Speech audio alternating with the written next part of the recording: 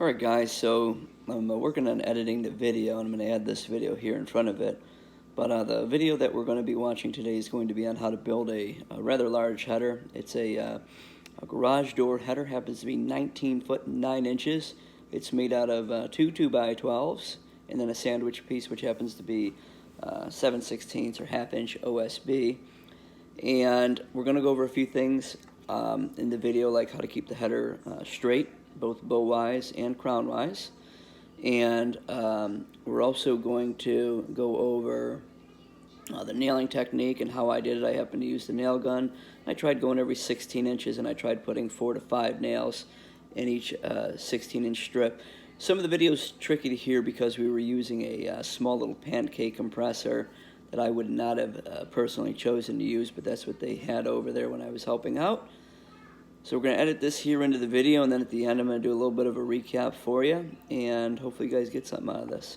Talk to you soon. Alrighty, so we're getting ready to build this big long header here. It's for the front garage door, and even though it's a 16-foot rough opening, since the wall is 20 foot, code is calling for the header to run from outside wall to outside wall, which our header length is going to be 20 foot minus an inch and a half, which is going to wind up being 19 foot 9 inches.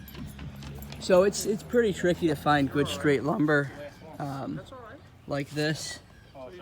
But if we take a look, it just happens to work out where this particular board on top is actually going to be the bottom one of our header. So I'm getting ready to put our sandwich piece on this. And this one, about 4 foot up, points this way. The one underneath it is actually going to go right on top, and this one points this way. So they're going to fight each other, which is going to be great. We're going to go over this a little bit more as we actually start pounding it together. I'm going to show you how we're going to walk this header down. But that one other thing I wanted to show you guys about was, remember how I told you how we wanted to keep this header straight, bow-wise up and down? So you take a look at this.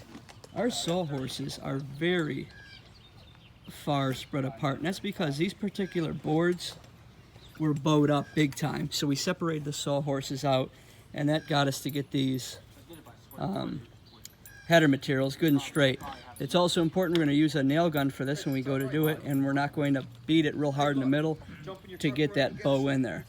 I'll explain it to you in a little more.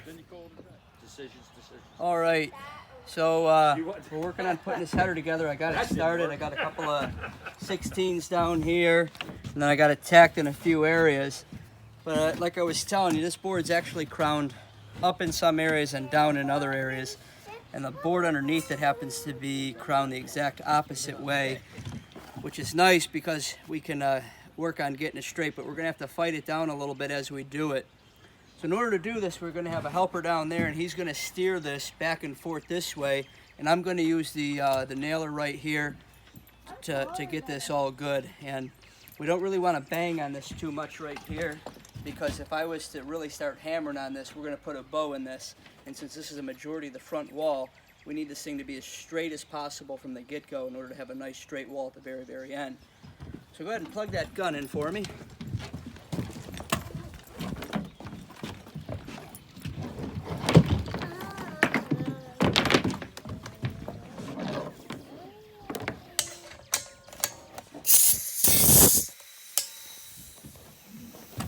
Right.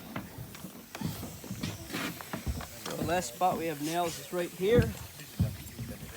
And we're going to do it right here, so we need to go down. That looks pretty good.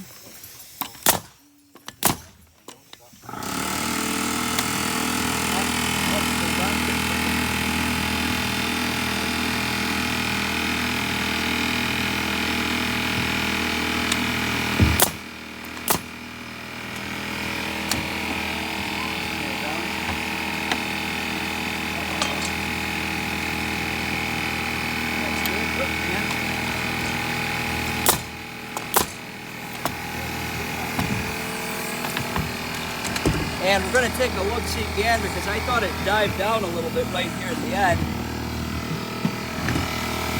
It does. We've got a small dive right here. So what we're going to do is just move this back a smidgen. Take a look at it. And let's straighten this here out. So we're going to go ahead and plug that gun back in. And since we're nailed about 4 foot from the end right here, the odds of us really getting this thing straight at this point with just our chest muscle is slim to none. So what we're going to do is we're going to use a driver right here. And we're going to make up this 1/4 of an inch by hitting it.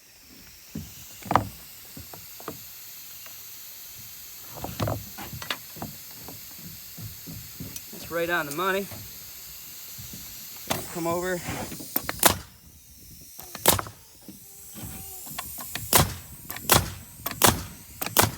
And we're going to go about every 16 inches down this. And the one other thing that we're going to do, now that we have this end over here good, I'm going to show you guys using the actual part. We're going to take the, here, bring that phone right here. If you take a look, you can see that that's bowed down in the middle. So before we nail this thing all the way up, I'm going to take this sawhorse right here. Is that straight now? Can you sight down that? Is it straight or is it down? Just down a little bit? A little bit.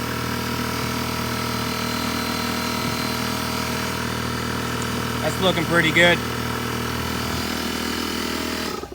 So that's good and straight. Let's turn that on. We're going to nail this bad boy up.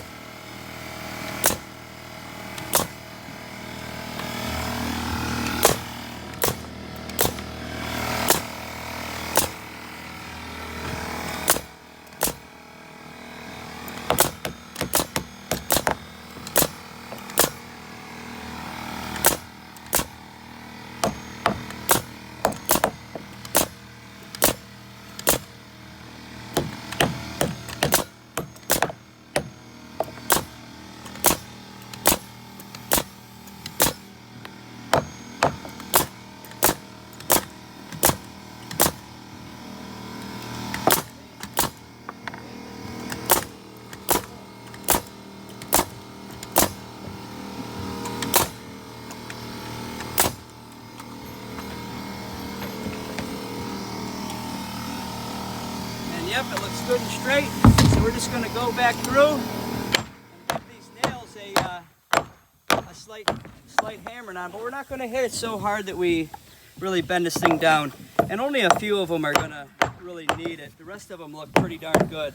The only other thing we're going to do to this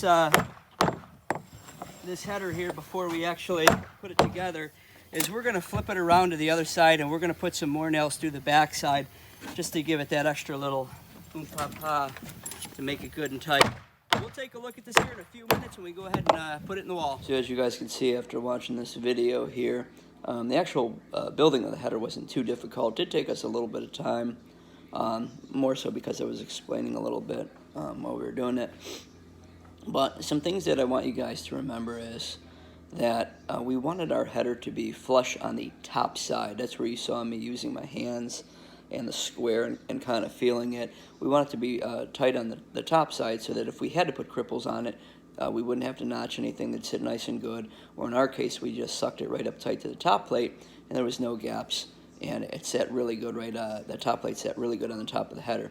You can always notch the jacks on the bottom side to fit the header if they were off, thickness-wise a little bit. That's what I do. A lot of people just put a jack in. It's not as professional to do or as good, but to each their own. Some other things that we did, remember that you need to move the sawhorses either closer or farther apart to get the bow out and get it 100% straight, or really, really, really straight. That allows you to put it in the wall straight, and then therefore the wall stays straight. Or just minor little movements with a piece of bracing later on to get it good. You saw by that video there too why I get upset about using those chintzy air hoses and that loud, noisy little compressor. You better off spending a couple bucks while you're young and getting a nice, some nice tools, nice pieces of equipment, and they'll last you the rest of your life as long as you take care of them. So remember that, and hopefully you guys learned something from this video. I'll be talking to you soon.